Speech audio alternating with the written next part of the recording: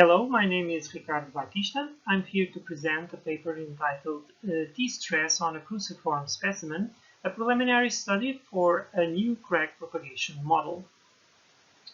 Today I will talk about our motivation to develop this new algorithm and I will show you some of the crack propagation criteria available.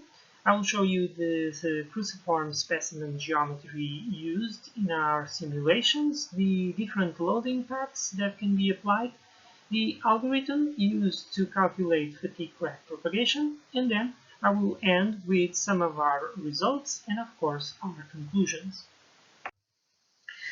Regarding motivation, when we are talking about crack propagation experimental tests, these are normally very complex and expensive, especially when we are considering very complex structures subject to complex loadings.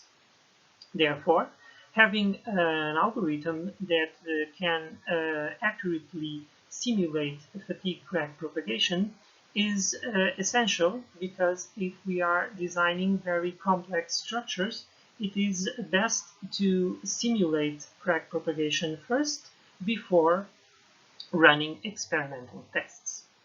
In order to do this, we also need to understand the T-stress role and evolution during crack propagation in order to develop a new, more efficient model combining both the stress intensity factors for mode 1 and mode 2, and of course the resulting T-stresses around the crack tip.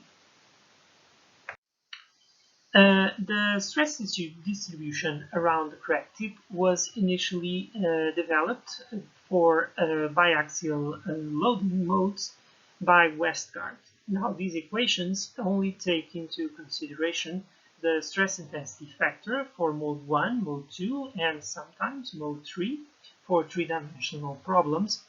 And these stress intensity factors are considered to be the non-singular terms of the Westgard equations. Since then, several authors have found discrepancies between the Westgard equations and experimental stress distribution results. Therefore, several terms have been considered to necessary to be introduced into these equations. For instance, like the T-stress, which is a non-singular term added to these equations that considers the stresses resulting in the parallel direction to the crack front. Using this stress distribution around the crack tip, several crack propagation criteria have been developed, including the MTS, or Maximum Tangential Stress criteria, that postulates that crack propagation occurs in the direction where the tangential stresses reaches a maximum value. And these criteria, neglecting the effect of the T-stresses, can actually be very simply used to calculate the propagating direction and the crack driving force, enabling us to use, for instance, the Paris law equation to fully simulate crack propagation.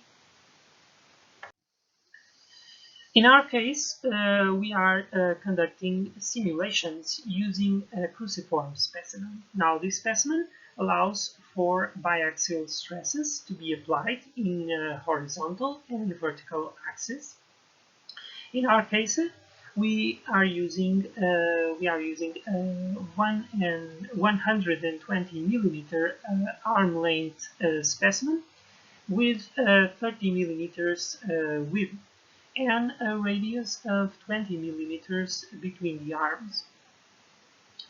This specimen has a central notch with 1 millimeter length, and the original direction of this notch can be configured.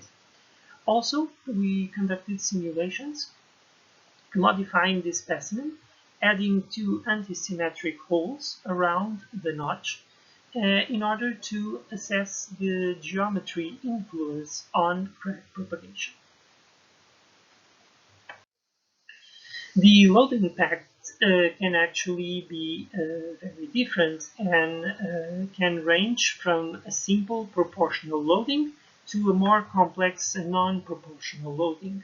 These non-proportional loadings can have an initial offset value, so we have non-proportional out-of-phase loading, or we can actually add different amplitudes on the horizontal and vertical axis.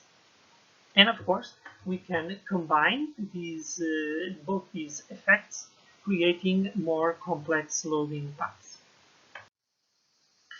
The algorithm used considers three different modules.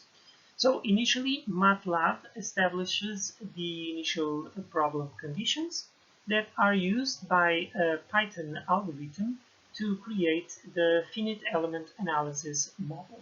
This process includes the geometry definition, the loading path definition, and of course the crack location.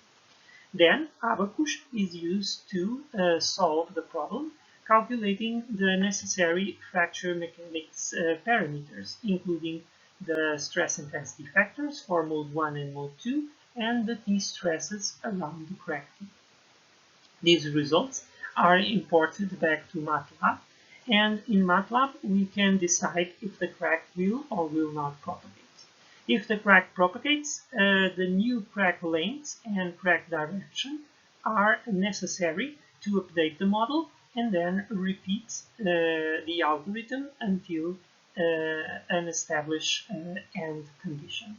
In this case, the algorithm is using the MTS criteria to calculate the new crack direction and the new crack length before the model is updated.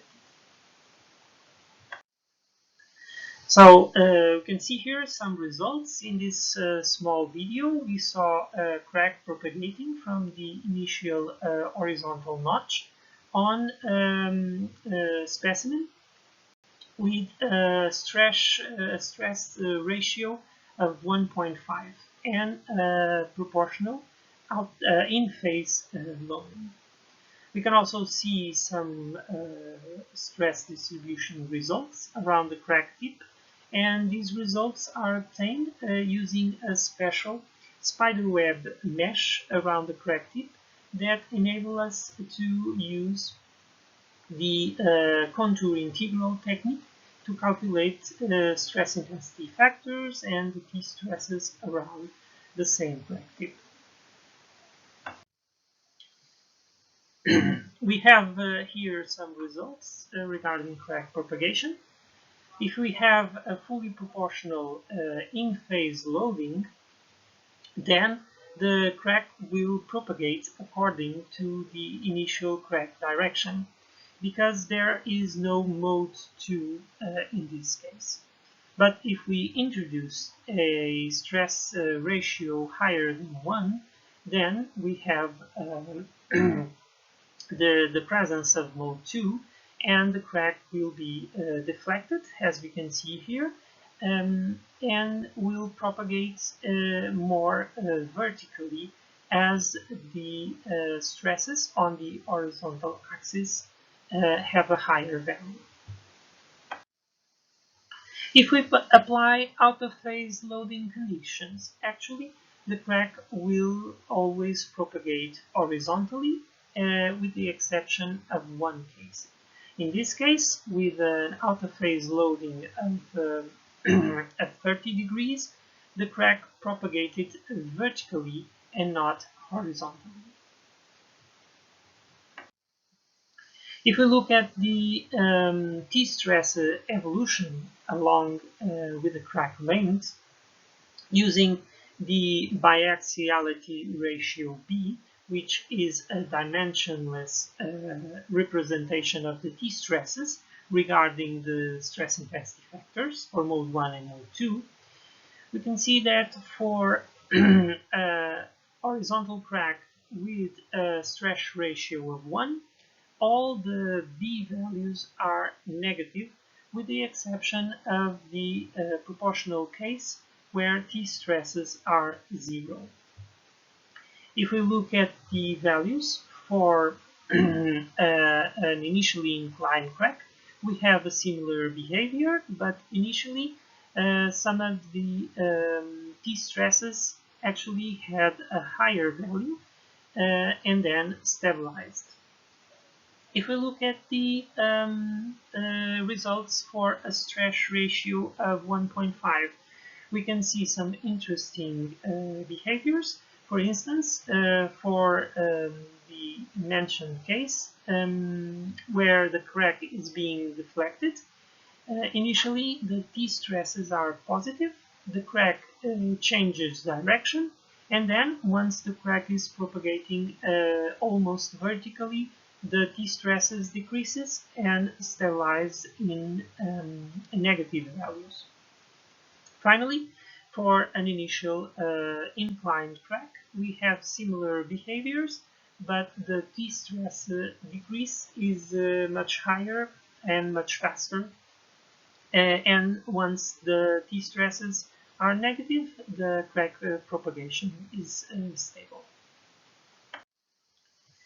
Regarding the fatigue life, as we can see in the table, the fatigue life is actually inversely proportional to the out-of-phase angle. As the out-of-phase angle increases, fatigue life decreases. Regarding the stress ratio lambda, as we can see, fatigue life is proportional to this value, the stress ratio, except for the fully out of phase loading condition. If we consider initially inclined crack, we cannot reach the same conclusion, and it's better to look at the results in comparison to the biaxiality ratio B. In this graph on the right, we can actually see that fatigue crack propagating life is proportional to the B value, except for these two marked cases that have been mentioned before, where the crack, instead of propagating in the horizontal direction, actually propagated vertically. Finally, we can compare the crack propagating direction as calculated by the MTS criteria. So if we have the before mentioned case where the out-of-phase angle is equal to 30 degrees, the crack propagating initial crack propagating direction was calculated to be 37 degrees. But if we look at the fully proportional case, of course, the crack propagating angle is 0, and if we look at all other cases, the MTS criteria resulted in a negative angle, and this means that in out-of-phase conditions, the crack will propagate horizontally, as for the majority of the simulated cases. Regarding the geometry influence, we can see that by placing holes near the horizontal axis, crack propagation occurs and the crack is deflected, being attracted to the hole, and the crack propagation then ends. This is a case of a sinkhole, and as we can see, the T stresses were actually negative.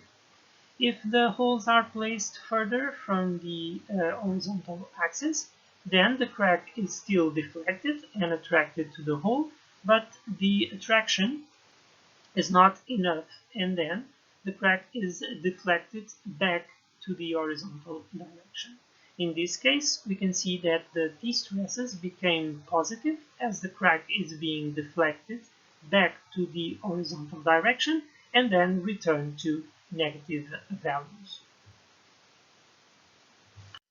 So therefore, a different application of the previously developed fatigue crack growth automatic algorithm was created, now applied to non-proportional out-of-phase loading conditions. Fatigue crack life was inversely proportional to the load phase angle and directly proportional to B, the biaxiality ratio, in the majority of the simulated loading conditions. Negative T stresses lead to crack direction stabilization, while under positive T stresses, crack trajectory tend to be unstable and crack kinking will occur. Thank you very much for your attention.